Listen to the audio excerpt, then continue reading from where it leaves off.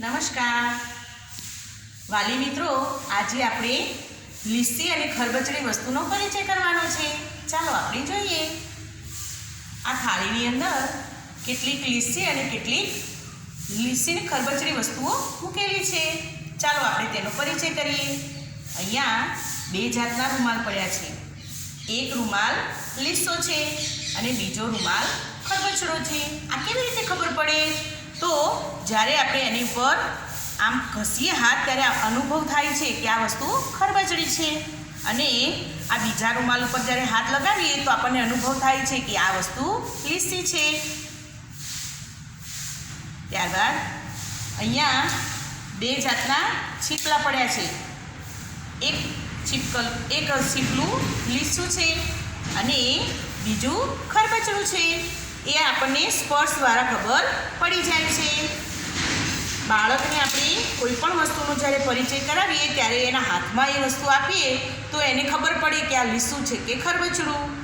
અહીંયા કેટલાક પથ્થરના પડ્યા છે. પથ્થરમાં આ લીસો છે, પથ્થર આ પણ લીસો છે. એને સ્પર્શ કરીએ એટલે ખબર પડી જાય કે પથ્થર કેવો છે.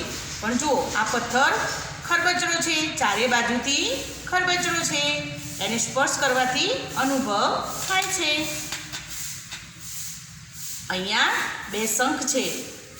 એક શંખમાં આકાર આપેલો છે, જુઓ ગોળ ગોળ રીંગો છે. અને આમ સ્પર્શ કરીએ એટલે ખબર પડે કે તે ખરબચડો છે. અને આ બીજો જે શંખ છે એ એકદમ લીસો છે. ગમે તે જગ્યાએ એને હાથ લગાવીએ તો એનું લીસાપણું આપણને સ્પર્શ થાય છે.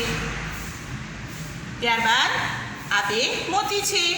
આ મોતીના ઉપર ઝીણા ઝીણા ટપકા છે, એટલે એને હાથ લગાવવાથી આપણને અનુભવ થાય છે કે તે ખરબચડું છે. અને બીજું આ લાકડાનું મોતી, ત્યાં કશું જ નથી અને એકદમ સ્પર્શ કરવાથી ખબર પડે છે કે તે લીસું છે. આ મોતી ખરબચડું અને આ લીસું છે. હવે અહીંયા બે લીસી વસ્તુ બતાવું છું. એક છે લખોટી. લખોટીને સ્પર્શ કરીએ તો આપણને અનુભવ થાય છે કે તે લીસી છે. અને આ છે કોડી, તે પણ લીસી છે.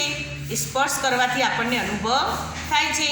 એનો આ ઉપરનો જે ભાગ છે તે લીસો છે, પણ જ્યાં નીચેનો ભાગ છે ત્યાં ખરબચડાપણું છે. એટલે એને સ્પર્શ કરશો એટલે અનુભવ થશે કે તે ખરબચડું છે.